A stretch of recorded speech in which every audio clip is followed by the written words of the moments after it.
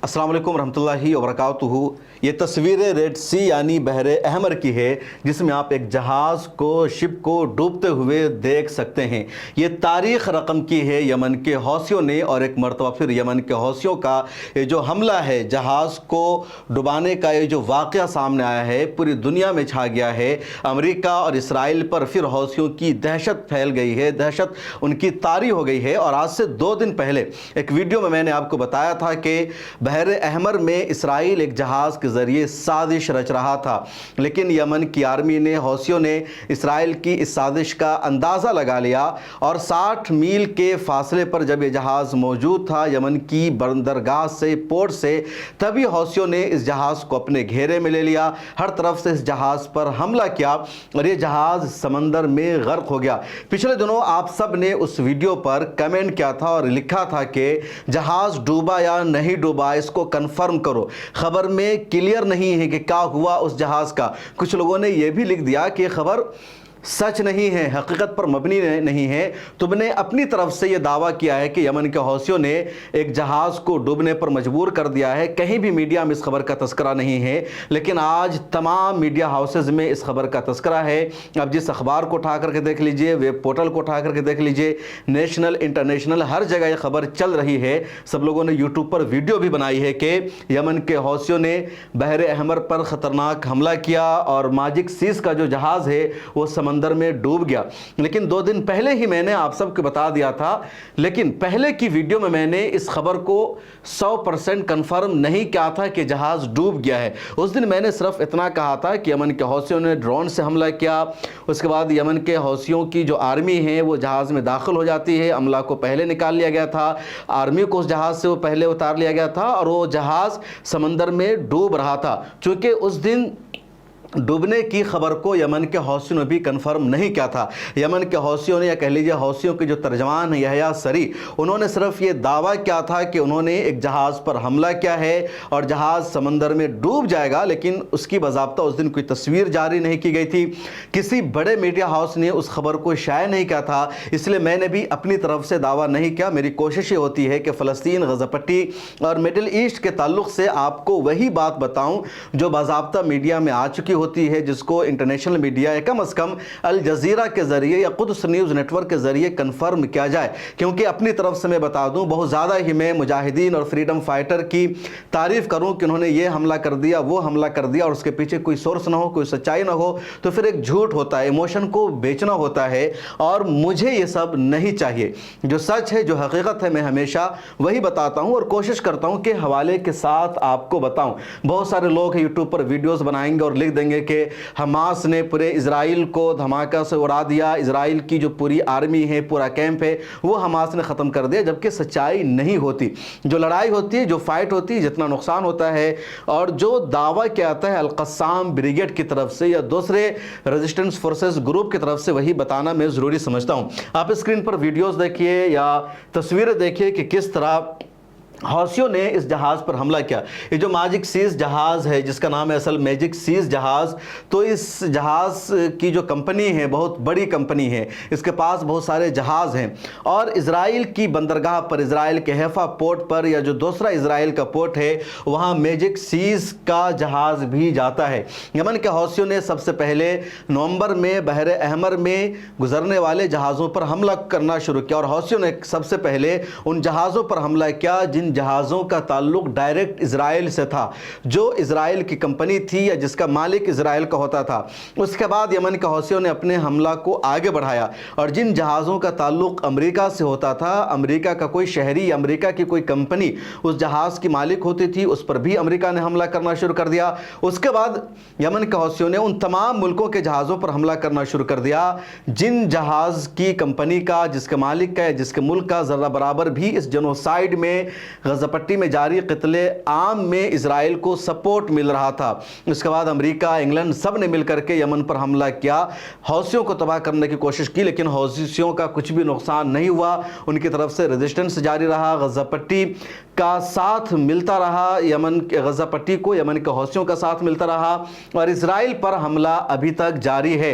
America के जहाज़ों पर हौसियों ने हमला करना बंद कर दिया, लेकिन इजराइल और इजराइल जाने वाले, इजराइल से ताल्लुक़ रखने वाले जहाज़ों पर हमला लगातार जारी है। तो जो मैजिक सीज है ये कंपनी भी अपने जहाज़ों को इज़राइल की बंदरगाह पर भेजती है, इज़राइल के पोर्ट पर या इज़राइल में सामान को पहुंचाने के लिए, सामान को वहां से के और पहुंचाने के लिए मैजिक सीज कंपनी का जहाज़ जाता है। इसलिए यमन के हौसियों ने मैजिक सीज कंपनी के जहाज़ पर हमला करके ये पैगाम दिया है कि तुम इज़राइल के लिए अपनी सर्विसेज को बंद करो, सस्पेंड करो। जब तक इज़राइल गज़ा पट्टी पर हमला बंद नहीं करता है, गज़ा पट्टी से इज़राइल की आर्मी बाहर नहीं निकलती है, उस वक्त मैजिक सीज या दुनिया की कोई भी कंपनी इज़राइल अपने जहाज़ को ना भेजे, इज़राइल के लिए तिजारत ना करे, इज़राइल का मुकम्मल तौर पर यानी इज़राइल के लिए नाकाबंदी करे, इज़राइल से रिश्ते ख़त्म करे। तो हौसियों ने ये हमला करके एक पैगाम दे दिया इन तमाम कंपनियों को। और अब एक्सपर्ट ये कह रहे हैं कि इस वाक़या के बाद जो बड़ी बड़ी कंपनी हैं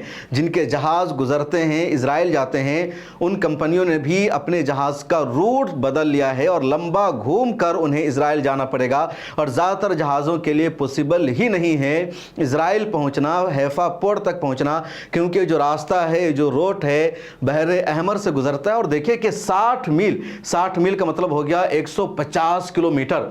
तो यमन की जो बंदरगाह है, यमन का जो पोर्ट है, उससे दूर 150 किलोमीटर के फासले पर समंदर में ये जहाज़ था। और यहाँ तक यमन के हौसी पहुँच जाते हैं कश्ती के ज़रिए, ड्रोन यहाँ पर पहुँचता है। जो तफसील सामने आई है कि पहले कश्ती से लोग इसके नज़दीक पहुँचते हैं, हमला करते हैं, बंदूक से हमला किया जाता है, बम फोड़ा जाता है, उसके बाद ड्रोन से अटैक किया जाता है। एक ड्रोन इधर आकर के लगता है, एक ड्रोन इधर आकर के लगता है, और उसके बाद ये जहाज़ पानी में डूबने लगता है, जहाज़ के अंदर पानी आने लगता है। फिर जहाज़ की कंपनी कहती है अपने तमाम अमला से, स्टाफ से, सिक्योरिटी गार्ड से, आर्मी से जो इसमें मौजूद थे कि जहाज़ से बाहर निकल जाओ, बचने को उम्मीद नहीं है। उसके बाद ये तमाम लोग जहाज़ को खाली कर देते हैं। हौसी के जो लड़ाके हैं, जो आर्मी है, वो जहाज़ में दाखिल होती है। और नवंबर 2023 में एक वीडियो आपने देखा होगा जब गैलेक्सी जहाज़ पर हौसियों ने हमला किया था, हेलीकॉप्टर बाज़ाब्ता जहाज़ पर लैंड किया था इन लोगों ने, उससे इसके लड़ाके नीचे उतरे थे, फिर जहाज़ को इन्होंने अपने कब्जे में ले लिया था और वो गैलेक्सी जहाज़ अभी तक मौजूद है। उसी अंदाज से इस जहाज़ पर भी यमन के हौसियों ने हमला किया। फ़र्क सिर्फ इतना है कि गैलेक्सी जहाज़ अभी भी हौसियों के कब्जे में मौजूद है, उसका इस्तेमाल कर रहे हैं। उस पर उन्होंने अपना रडार सिस्टम लगा रखा है जिस पर कल इजराइल ने अटैक भी किया था। लेकिन ये जहाज समंदर में डूब गया है और किसी भी जहाज का समंदर में डूबना आसान नहीं है, बहुत बड़ा वाकया होता है, बहुत बड़ा एक्सीडेंट होता है, तभी कोई जहाज समंदर में डूबता है, वरना ऐसे कोई जहाज समंदर में डूब नहीं जाता है। या दो चार बम मार देने से, दो चार फायरिंग कर देने से, दो चार ड्रोन को जहाज पर भेज देने से जहाज़ नहीं डूब जाता है। तो जहाज़ के समंदर में डूब जाने का मतलब समझिए कि बहुत ताकत के साथ, बड़ी शिद्दत के साथ यमन के हौसियों ने हमला क्या होगा। और जो नेवी की आर्मी है या जो बहरी लड़ाई है उसमें यमन के हौसी बड़े पावरफुल हैं, उनकी ट्रेनिंग बहुत मजबूत है। ये इस बात को दर्शाता है, इसलिए इसको हल्के में नहीं लिया जा सकता है। और अब सारे मीडिया हाउसेज ने इस खबर को शाये किया, एक स्क्रीनशॉट मैंने यहाँ पर लगाया है। इस जहाज़ से नुकसान कितना हुआ है, जहाज़ की वैल्यू क्या थी, वो इस रिपोर्ट में आप जान लीजिए। ये जो जहाज़ है, ये जो शिप डूबा है मैजिक सीज का, इसकी जो वैल्यू है $100 मिलियन की। उसके अलावा इस जहाज़ में जो सामान था वो भी तकरीबन 20 से 100 मिलियन का रहा होगा।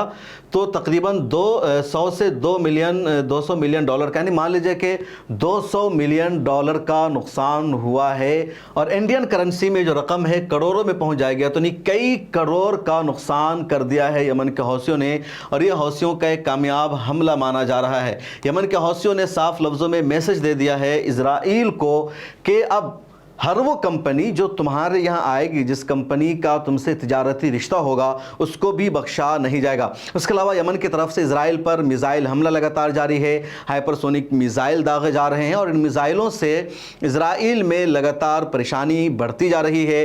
जो इजरायली है वो लगातार प्रोटेस्ट कर रहे हैं। इधर इजराइल का प्राइम मिनिस्टर बेंजामिन नेतन्याहू हाल ही में, कह लीजिए आज ही, वाशिंगटन से अमेरिकी सदर डोनाल्ड ट्रंप से मुलाकात करके लौटा है, लेकिन इनको ज़्यादा कामयाबी नहीं मिल सकी। बेंजामिन नेतन्याहू अमेरिका गया था ट्रंप से बातचीत करने, और ट्रंप से बातचीत में ये मंसूबा था कि अमेरिका पूरी तरह हमास पर दबाव बनाए और इस्राइल जिन शर्तों के साथ सीज फायर चाहता है उन्हीं शर्तों को अमेरिका भी हमास पर नाफिज करे। लेकिन अमेरिकी सदर डोनाल्ड ट्रंप ने अपने हाथ को खड़े कर दिए। अमेरिकी सदर ने कहा कि बेंजामिन नेतन्याहू, तुम्हारे लिए मैंने पहले भी ऐसी कोशिशें की थी, तुम्हारे कहने पर ही मैंने हमास को धमकी दी थी और कहा था गजा को जहन्नम बना देंगे, देंगे, पूरा मिडिल ईस्ट जहन्नम बन जाएगा, तुम लोग यहाँ से निकल जाओ, गज़ा को खाली कर दो। मैंने बार बार धमकियाँ दी, लेकिन मेरी कोई भी धमकी हमास पर असरअंदाज नहीं हुई है, फ़लस्तीनियों पर असरअंदाज नहीं हुई है। तुम्हारी वजह से मैंने अक़वाम मुत्तहिदा यानी यूनाइटेड नेशन के ख़िलाफ़ जाकर गज़ा ह्यूमैनिटेरियन फाउंडेशन नाम की तंजीम बनाई। यूनाइटेड नेशन को मैंने इमदादी सामान तक़सीम करने से रोक दिया और JHF को कहा कि तुम इमदादी सामान तकसीम करो, और इस ऑर्गेनाइजेशन में वर्कर के नाम पर, वॉलंटियर के नाम पर मैंने अमेरिका की आर्मी को भेजा था कि वो जासूसी करे, वो अंदाज़ा लगाए कि कहाँ पर हॉस्टेज को रखा गया है, वो फ़लस्तीनियों का कत्लेआम करे, हमास के नेटवर्क को तबाह कर दे। तो सब कुछ मैंने करके देख लिया। एजेंसीज पहले से तुम्हारा साथ दे रही है, लेकिन इसके बावजूद हमास के लोकेशन का अंदाज़ा नहीं लग सका है, हॉस्टेज को हमास ने कहाँ छुपा कर रखा है वो अभी तक नहीं मिल सका है। इसलिए मजीद हमास को अब धमकी नहीं दी जा सकती है। इसलिए सालिसी करने वाले जो ममालिक है, जिसमें अमेरिका भी है, कतर भी है और मिस्र भी है, उनकी तरफ से सीज़ फायर का जो प्रपोज़ल सामने आ रहा है उसको मान लो, उस पर एग्री कर लो और जल्द से जल्द सीज़ फायर कर लो। अब ज़्यादा इसमें देर नहीं होनी चाहिए। ये ट्रंप की तरफ से बेंजामिन नेतन्याहू को कहा गया है। हालांकि बेंजामिन नेतन्याहू अमेरिका की बात मानने में लगातार ताख़ीर कर रहा है, टाल मटोल से काम ले रहा है। बेंजामिन नेतन्याहू और इजराइल की पूरी ख्वाहिश ये है कि कम से कम अमेरिका के सपोर्ट से ये पता चल जाए कि हमास ने हॉस्टेज को कहां छुपा कर रखा हुआ है और इजराइल अपने दम पर हॉस्टेज को आज़ाद करा ले, हमास से नेगोशिएशन ना करना पड़े और उसके बाद बिला झिझक हमला कर दे, फिर हमास को मुल्क छोड़ने पर मजबूर कर दिया जाए। और जब हॉस्टेज रिहा हो जाएंगे तो हमास के पास बातचीत के लिए ऑप्शन भी नहीं बचेगा, फिर गज़ा पट्टी पर उनकी हुकूमत भी नहीं रह पाएगी। लेकिन इज़राइल को इस मिशन में कामयाबी नहीं मिल रही है और हमास से बातचीत के बगैर कोई ऑप्शन नहीं है इज़राइल के पास। अब देखना यह है, इंटरनेशनल मीडिया में तो यही कहा जा रहा है कि अगले चंद दिनों में बाज़ाब्ता सीज़ फायर का ऐलान हो जाएगा। बेंजामिन नेतन्याहू और इज़राइल के पास हमास की शर्तों को मानने के अलावा कोई दूसरा ऑप्शन नहीं बचा है। अगले एक वीडियो बनाएंगे जिसमें बताएंगे कि बेंजामिन नेतन्याहू और ट्रंप के दरमियान और क्या बातचीत हुई है, किन मुद्दों को उठाया गया है और जो मुआहदे इब्राहिमी यानी द अब्राहम अकड़ उस पर क्या बातचीत हुई है और किन किन मुल्कों के बारे में, किन अरब देशों के बारे में ट्रंप ने बेंजामिन नेतन्याहू को कहा है कि ममालिक भी इस मुआहदा के तहत आने वाले, इजराइल को तस्लीम करने वाले हैं। तो एक लंबी गुफ्तगू है, लंबी वीडियो होगी, आगे बातचीत करेंगे। फ़िलहाल इतना ही, मुझे दीजिए इजाज़त। अल्लाह हाफ़िज़।